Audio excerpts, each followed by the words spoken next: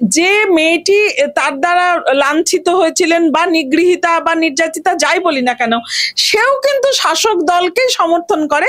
আমরা সংবাদ মাধ্যমে সেটা দেখেছি। তাহলে পরে কি দেখা যাচ্ছে যে এখানে শাসক দল বিরোধী দল অপেক্ষা কারা এই ধরনের একটা প্র্যাকটিস তো রেখে দিয়েছে, অর্থাৎ সেই জায়গাগুলো যেহেতু কলেজ নির্বাচন নেই, ফলত সেইগুলো যে একটা কর্তৃত্ব রাজ, দুষ্কৃতি রাজ কায়েম হয়েছে, এক কথায় বলতে গেলে লুম্পেন রাজ।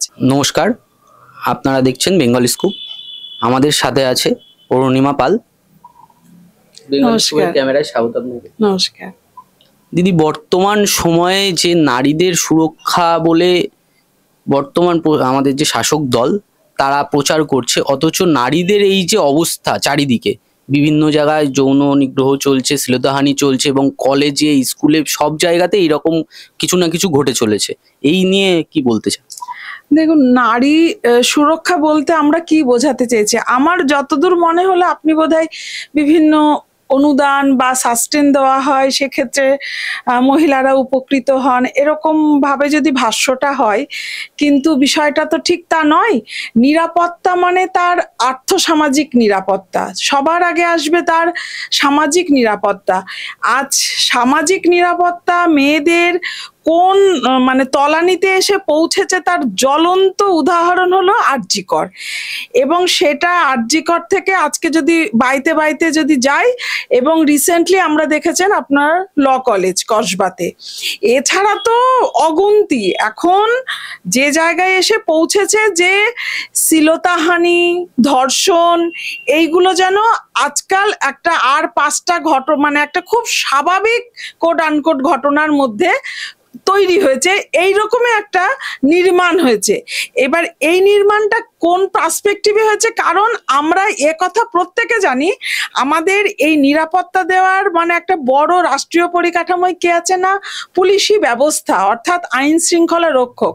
কিন্তু আমরা দিনের পর দিন দেখেছি কার্যত এই পুলিশ বা প্রশাসন সর্বদা শাসক দলের যারা অনুগামী বলুন বা সমর্থনটাকে অন্যভাবে বলবো, কোড আনকোড তাদের যারা দুর্বৃত্ত তাদেরকেই রক্ষা করতে তারা সবসময় ব্যস্ত, অর্থাৎ শাসক দলের ইনস্ট্রাকশনেই তাদেরকে কিভাবে রক্ষা করা যায় সেই নিয়েই তারা ব্যস্ত।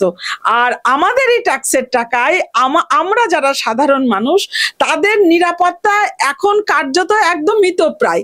সেই কারণেই দেখুন এই ধরনের ঘটনা ঘটছে, এবং আগামী দিনে আমরা সাধারণ মানুষ যদি সজাগ না হই এই ঘটনা কমছে না তো আরো বাড়ছে।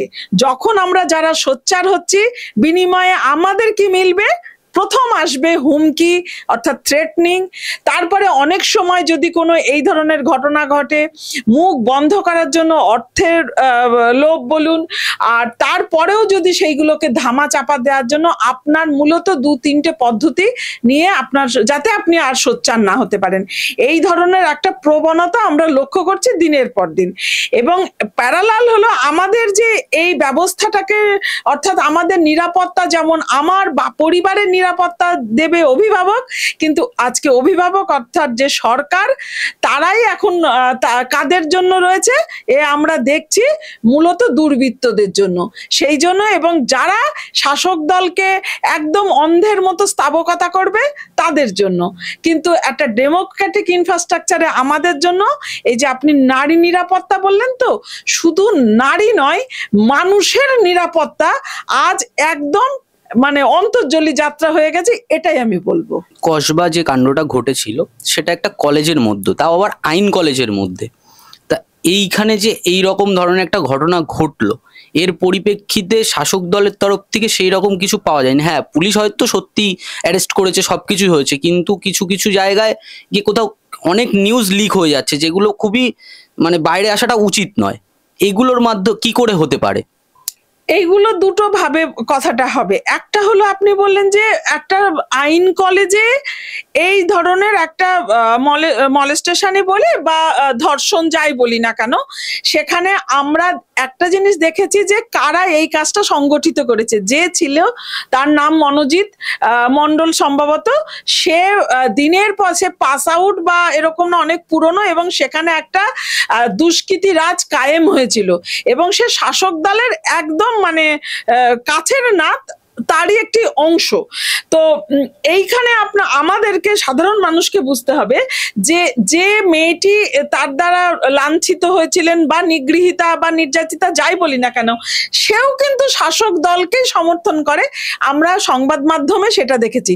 তাহলে পরে কি দেখা যাচ্ছে যে এখানে শাসক দল বিরোধী দল অপেক্ষা কারা এই ধরনের একটা প্র্যাকটিস তো রেখে দিয়েছে, অর্থাৎ সেই জায়গাগুলো যেহেতু কলেজ নির্বাচন নেই, ফলত সেইগুলো যে একটা কর্তৃত্ব রাজ, দুষ্কৃতী রাজ কায়েম হয়েছে, এক কথায় বলতে গেলে লুম্পেন রাজ। তা সেই জায়গাটা তারা সেইভাবে করছে। এবং আপনি যেটা বলছেন যে যেটা প্রত্যাশা করেছিলেন যে যে হারে সোচ্চার হওয়া বা মনে হয়েছিল সেটা হয়নি, সেখানেও গিয়ে যে শুরুতে আমি বললাম না, ও সবসময় দেখবেন এখন শাসক দলের মধ্যে একটা প্রবণতা, হাউ টু ম্যানেজ দিস এই ক্রাইসিস, তারা সব সময় না এই যে একটা তৈরি হলো যেন তেন প্রকারেণ বিষয়টাকে আমাকে ম্যানেজ করতে হবে, সলিউশন না। আপনি ওখান থেকে যে আর ফার্দার যাতে এরকম ঘটনা না হয় এটা আপনি পাবেন না। সেখানে কি পারবেন, যখন একটা হবে সে টাকা পয়সা দিয়ে বলুন, ভয় ভীতি দেখিয়ে বলুন, বাড়িতে লোকজনে ম্যানেজ করা, সেটা সমাধানের বিষয় না। এক আর সেকেন্ড যেটা আপনি বলতে চাইছিলেন যে এই ধরনের যেগুলো উচিত নয় এমন জিনিস আমরা মেন স্ট্রিম মিডিয়াতেও দেখেছি। দেখুন, জার্নালিজম তো একটা সাংবাদিকতা, আমরা সাধারণ মানুষ চাইবো সেটা খুব মেনটেন হোক, যেটা ঠিকঠাক, কারণ আপনারা তো সত্যটাকে তুলে আনবেন। সেই সত্যটাকে তুলে আনার জন্য অর্থ উপার্জনটাই নিশ্চয় একমাত্র পথ হবে না। সেইটা আমরা সাধারণ মানুষ প্রত্যাশা রাখবো যে তার যে ব্যারিয়ার গুলো মেনটেন করা, আর তারা দিচ্ছেন সেখানেও একটা মানিটরি একটা ফ্যাক্টর কাজ করছে। সেই কারণেও কিন্তু কিছুটা যেগুলো আপনি বললেন না ফাঁস হচ্ছে কেন, এটা তো আকাশ থেকে ধূমকেতুর মতো পড়ছে না। তার মানে এইটাও একটা প্ল্যানিং করে করা হচ্ছে বিষয়টা, সেটা থেকেও এটা লজ্জার শুধু বলবো না, একটা হতাশার, যে এইটা কাম্য না। আর এখন যে প্রশাসনের ভূমিকা আমরা দেখতে পাই, বিভিন্ন জায়গার ক্ষেত্রে তারা অ্যাকশন নেয় কিন্তু কিছু কিছু জায়গায় ম্যানেজ করে নেয়, তাদের ওপরেই যে প্রেশার, কোথাও গিয়ে কি মনে হচ্ছে যে আমাদের শাসন ব্যবস্থা পুরোটাই ভেঙে পড়ছে? এই যে দুটো কথা বললেন যে ম্যানেজ করে নেয়, এটা কিন্তু আমরা দেখেছি এবং এই প্রবণতা, এবং দেখবেন যখন খুন, ধর্ষণ বা হত্যা, খুন তো ওই জায়গা থেকে যে পরিকল্পনা করে কিছুটা, আমি বলবো যে এরকম না কিন্তু যে আমি রাস্তাঘাটে দিয়ে যাচ্ছি একটা অ্যাক্সিডেন্ট হয়েছে, এরকম না। যেমন কিছুদিন আগে আমরা দেখেছি একটা রাজনৈতিক কারণে একটা শিশু খুন করলো বোমা দিয়ে তামান্নাকে। আপনার কি মনে হচ্ছে এটাকে একটা হঠাৎ না, সেখানে অর্থ দিয়ে ম্যানেজ করার প্রবণতা। আপনি অভয়ের ক্ষেত্রে দেখেছি এরকম এই প্রবণতাটা রয়েছে। এই যে প্রবণতাটা রয়েছে, এখান থেকে কখনো কখনো হয়তো আমরা সাধারণ নাগরিক কেউ কেউ আপোষ করে ফেলছি, আবার কেউ কেউ না করে লড়াইটা করছি। যারা লড়াই করছি তারা এই নির্যাতনটাকে আসবে ভেবে নিয়ে, এবং সেটাকে জানিয়ে এই অত্যাচারগুলো আসবে ফেস করতে করতেই করছে একটা অসম লড়াই। আর যারা এই যে এই আপোষের পথ হাঁটছি, তারা যে সাময়িক লাভবান হলেও কার্যত তারা কিন্তু এই ব্যাপারটার তারা মানে এই যে একটা খারাপ বার্তা তারা দিয়ে যাচ্ছেন। এবং প্রশাসন আজকে যেটা সবসময় বলা হয়, শাসক দল আর প্রশাসন কোথাও গিয়ে যেন সমার্থক হয়ে যাচ্ছে, যার জন্য এই করুণ দশা। এই যে আপনি বললেন না প্রশাসন ভেঙে গেছে, তার সবচাইতে মানে নিচু পরিচয় দেখা গেছিল একজন বীরভূমের নেতা যখন সেই পুলিশ প্রশাসনের মা এবং তার স্ত্রীকে কুৎসিত মানে কোড আনকোড পোটেনশিয়াল রেপিস্টের মতন ভাষ্য, যেটা আমরা ভাইরাল হয়েছিল আমরা দেখেছি বলেছে, কিন্তু আমরা সে হারে সোচ্চার হতে দেখিনি। কালকেই মমতা ব্যানার্জি শহীদ মঞ্চ থেকে এই ধরনেরই কথা বলেছেন যে যারা এই ধরনের কথা বলে, পুলিশকে কথা বলে এবং যাদেরকে এরকম নোংরা কথা বলে তাদের আমরা মানি না, বা আরো নানান রকম কথা বলেছে, অথচ তার দলেরই নেতা এই ধরনের কথা বলে ফেললো বীরভূম। এই যে একটা কথা না, এখানে কিন্তু আমরা দিনের পর দিন আমাদের মুখ্যমন্ত্রী আই ওয়াশ করেন। আপনি একদম একটা জায়গা থেকে ধরুন, আপনি বলছেন যে না, আপনি হয়তো মুখ্যমন্ত্রী এই কথাটাকে এইভাবে কেন আপনি বিরোধিতা করছেন। আপনাদেরকেই মানে সাংবাদিককে মাধ্যমে আমি বলতে চাই যে তিনি যে প্রতিশ্রুতি বা তার যে কথা, কটা মিল পেয়েছেন? তিনি যে লক্ষ লক্ষ চাকরির কথা বলেন, কটা পেয়েছেন? ঠিক তেমন ভাবে তিনি যেভাবে বলছেন যে আমরা এটাকে এন্ডোর্স করি না, তার প্রথম পরিচয় পাওয়া যাবে ব্যবস্থা নেওয়া। যে মানে এই বীরভূমের যে বলল নেতা, তার বিরুদ্ধে কি পুলিশি ব্যবস্থা হয়েছে? তার বিরুদ্ধে কি স্টেকে সাসপেন্ড হয়েছে? কি তাকে কি একদম মানে একদম ইয়ে করে অ্যামেন্ডমেন্ট করা হয়েছে? না। অর্থাৎ তিনি বলছেন আর যা করছেন ঠিক তার উল্টো। এটা দিনের পর দিন আমাদেরকে যে বোকা বানিয়েছে, আমরা যে বোকা হয়েছি। যে বলেছিল যে না আমরা বদল চাই, বদলা নয়, কিন্তু মুখ্যমন্ত্রী প্রতিদিন এই যে একটা দশকের অতিক্রান্ত বদলা নিচ্ছে আমাদের উপর। আমি আবারও বলছি, এই বদলাটা কিন্তু আমাদের সাধারণ নাগরিকদের উপরে নিচ্ছে। একদম বড় একটা কাঙালি ভোজনের মতন যে এই যে বিভিন্ন অনুদান দিচ্ছেন বলে নিয়ে পাশাপাশি যেগুলোকে কেড়ে নিয়েছে সেগুলো হলো যথাযথ শিক্ষা, যথাযথ স্বাস্থ্য এবং কর্ম বা কাজ করার যে একটা ক্ষেত্র প্রস্তুত করা, এগুলো সব শেষ করে দিয়েছেন। আমরা কিন্তু যারা সাধারণ নাগরিক, আমরা বস্তুত অনুদান নির্ভর জীবন চাই না। আমরা চাই নিজের যোগ্যতায় আমরা শ্রম এবং মেধার ভিত্তিতে কাজ, তা দিয়ে আমরা যা রোজগার করব তাতে সংসার প্রতিপালন করব, এবং আপনাদের কাজ যে সেইগুলোকে ঠিকঠাক করে নাগরিক পরিষেবাকে আমাদেরকে সরবরাহ করা। কিন্তু উনি তো সেটা করছেন না। উনি কি করছেন?